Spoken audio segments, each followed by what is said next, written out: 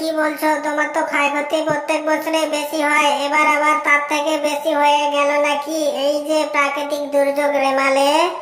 মোদি বন্ধু রে, আমাদের তো সব তলিয়ে গেছে রে, আমরা কি করি এই রেমাল বন্যায় রে।